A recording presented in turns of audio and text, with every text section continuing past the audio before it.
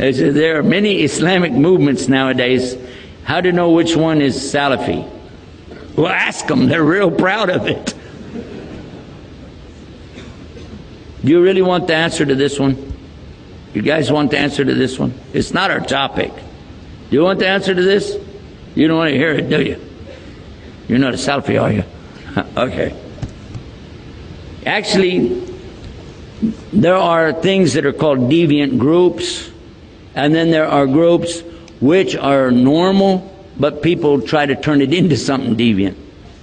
To be a follower of a particular jurisprudence, such as Hanafi, Maliki, Shafi, Hanbali, Jafri, like this, according to Al-Azhar University, they ruled on these 5 and said that these are all matahab. These are matahab of learning how to make wudu, how to pray, things like that.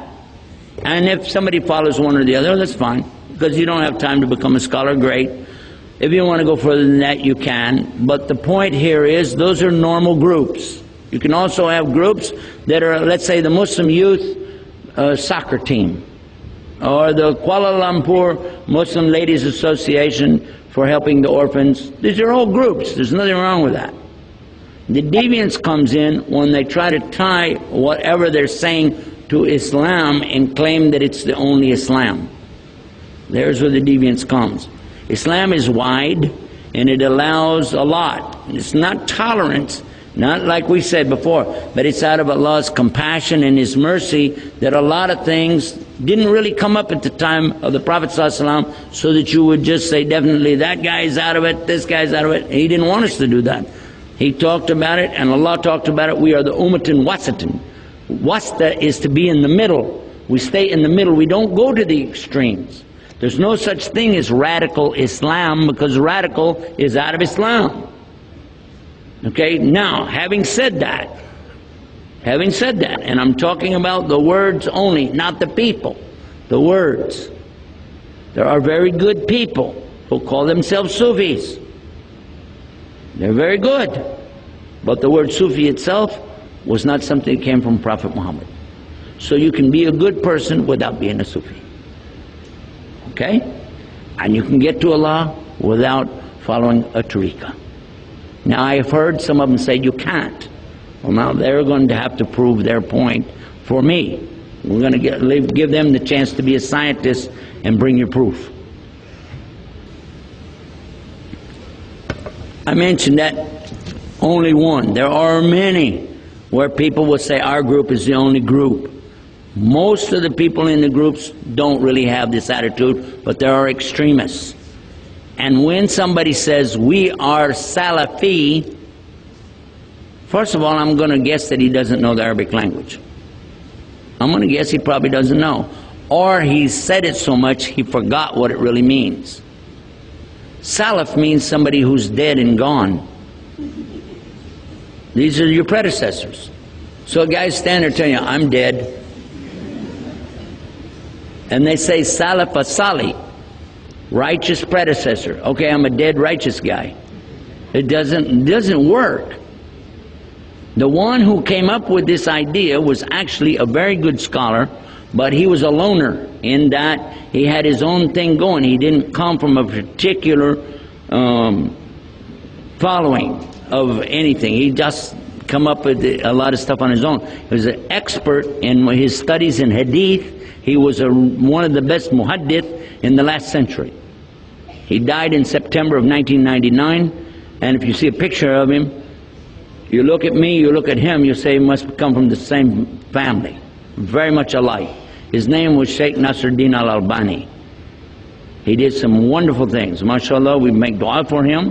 But this is a mistake, and I make more mistakes really than anybody. So it's not that, but the mistake was to say that we need to have a group to call ourselves by, to distinguish ourselves from the people of Ahl Bid'ah. Well, the Ahl Bid'ah means people of innovation. So we'll call ourselves on the same manhaj or methodology of the Salaf Salih. That's what he was saying. We are on the methodology of the righteous predecessors. That's what he's trying to say. But the people turned it into a group. and use that to justify whatever they did. It's not acceptable. That is not acceptable, and he would never have endorsed it, because his own students have told me themselves they didn't endorse it. Muhammad Jabali, bin Uthaymeen, you can go and talk to them in Saudi Arabia yourself, see them or talk to their students at least, and ask them, and they will say, no, no, no, not what's going on. This is not what we meant. Not like this. Not going in and pointing at people, calling them kafir, and labeling all the leaders and things like that. That was never intended. The next thing, you didn't ask this one, but the people say Wahhabi. Catch yourself before you say that. Stop yourself. The other word I told you is the Arabic word, so is this. It means to bestow, to give. Al-Wahhab, if you say Al-Wahhab, you must be very careful now. You just said Allah's name. Allah is Al-Wahhab. He is the bestower, the ultimate bestower.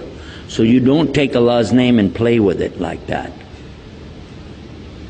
What really happened over 200 years ago, there was a student of knowledge who memorized the Quran when he was not even a teenager yet.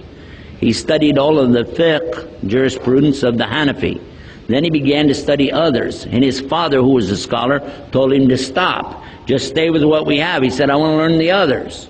His father almost disowned him because of it. It was very upsetting. You know, don't do that. But he wanted to learn all of it so he could understand, and he began to learn quite a bit.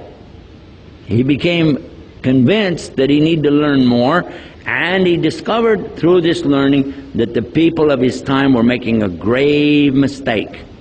I used the right word too, because they were worshiping at graves. They were literally going to graves and calling upon dead people to help them. Righteous people, good people, but they're dead. And even if they were alive, what could they do? They could only make dua for you. Nobody's got any magic. You ask Allah to solve these impossible situations and He can do it. And that's what He was telling the people. And some of those who were making money or getting good position in the community out of these grave worshiping deals took exception to His group, because they came in and kicked over all of these monuments on these graves.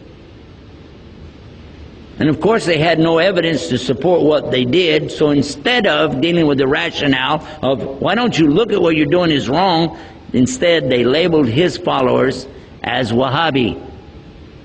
Why? Because they couldn't call him by his real name. His name was Muhammad, and they would have had to say they're Mohammedans. And no Muslim would do that anyway. So they call him Wahhabi because his father was Abdul Wahhab.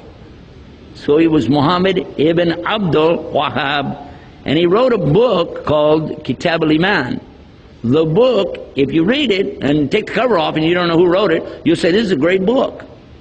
It's very good about the belief in Allah, He's one, and the teachings that come with it. It's kind of like a workbook. It just has a few verses or something, and then tells you to go look up the rest of it.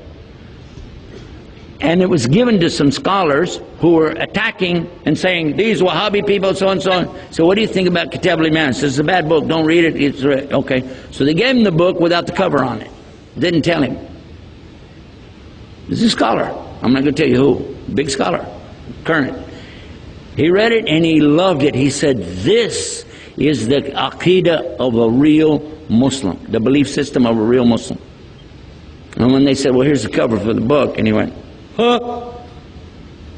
And he said, astaghfirullah, I made a mistake. Big mistake. All of us need to understand that whenever somebody doesn't want to admit their mistake, it's a lot easier to point and say,